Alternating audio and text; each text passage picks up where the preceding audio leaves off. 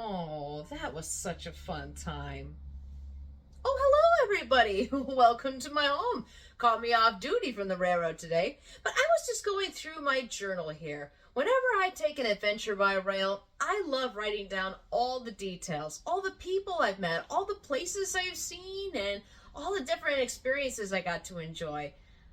Each one of them is special. Would you like to hear about one? You would? All right. Well, make yourself comfortable there. Let's go ahead and find something really special for our first adventure story. Here's a grand adventure right here. This is when me and my family went to the Museum of Pennsylvania for the very first time in a decade called the 90s. So make yourself comfortable there, grab some hot chocolate or, like me, a cozy warm blanket, and let me tell you all about it. Growing up in the small town of Michigan, I always loved trains, but we didn't have too many to see. But there was one special place that my family always took us to when we were young to be able to enjoy trains.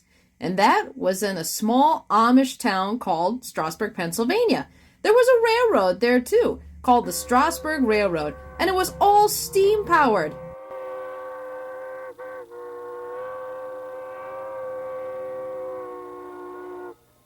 That's old 89. That was the first steam engine I ever rode behind as a kid. But we will get more into the railroad later. But for now, I want to talk about a special place right next door. That was the Railroad Museum of Pennsylvania. This place was a dream for train buffs, and still continues to do so this very day. They had a wide variety of trains to see, mostly Pennsylvania-based. This place would come to make a greater impression on me than I ever thought possible. Why, they had locomotives of all types in there, from steam to diesel to electric, and there was even several that you could see up close or underneath. You could even climb aboard several of them. Why, there was several I never even knew could run. This one in particular, the John Stevens, ran on a special gear that would help the engine move instead of a piston. Definitely makes one appreciate the rail travel that we have today. Why, look at that big giant wheel set and look at the upright boiler. There's even displays outside that you could walk up to. I can see why they called that particular one a mountain type. Yes, they had diesels and all sorts of different things that you could see up close. They even have gear-powered steam engines like the kind you would see on a logging railroad, a wide variety of freight cars, as well as cabooses. It's actually quite fun to be able to look back on these because a lot of the displays in the museum have changed over the course of time. Many that you see outside in these shots have actually been moved inside since then. But it's also a lot of fun to be able to see all of the wide variety of things that have been added or switched around. The museum also has another unique attraction, and that is a turntable. Basically, it's like a giant motorized merry-go-round for trains. Instead of having a lot of track to be able to turn a locomotive around, they would simply bring it onto this device, activate the motor, and then the wheels would turn around on that track and turn the engine or equipment that's put on it around. What's also fun is to be able to see several familiar faces. This is the nickel plate road number 757, for example. It has since been moved to the Mad River Nickel Plate Museum, but to see it here was impressive. This was actually one of the first nickel plate Berkshires I ever got to see up close, aside from the 765 that came through my town not too long ago. But that was because I didn't know what it was at the time. Looking back on these old clips, it was also fun to see how many things have since been restored since I first visited the museum. I thoroughly enjoyed learning about all these different pieces, but, it doesn't seem right for me to just share it all, so I think I will let my family do a bit of the talking as well. Dad, why don't you tell us about the next piece that we'll see here? This is a Porter locomotive, steam switch engine, and this is exactly what Thomas is. It's a tank engine. It's called.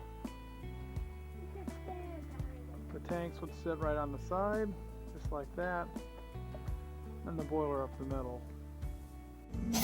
That's right, Dad. And who'd have thunk that many years later at the museum that I previously worked for, I would actually get to work right alongside it. My late friend Jerry Jacobson ended up purchasing it from the museum and acquiring it into his collection. It was also kind of funny because he was an ex-Army guy, so to have an ex-Navy engine, it was kind of a little inside joke.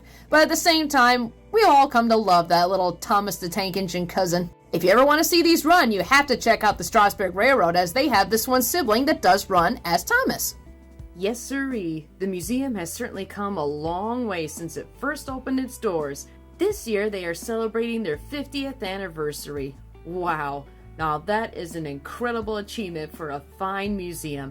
I really encourage you to be able to go visit this place, not because of all the displays, not just the history, not just because of the area, or if you're a model railroad buff.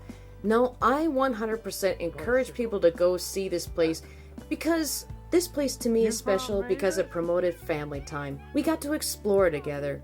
We got to learn together. And most importantly, we just got to be together.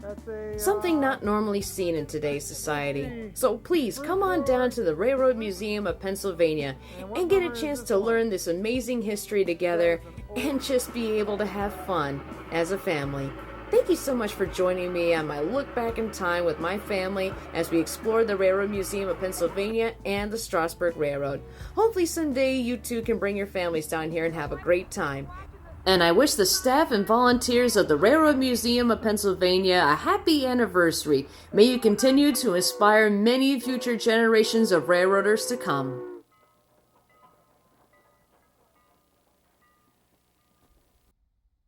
Oh, was that a very special time for me. Changed my life forever. I hope you have a wonderful place that has changed your life forever in a wonderful way, that's able to help capture the memories of your youth and be able to always bring a smile to your face. Well, that's the end of this adventure for today. But hey, stop on by my place anytime, and I'll be happy to share another one with you. See you trackside.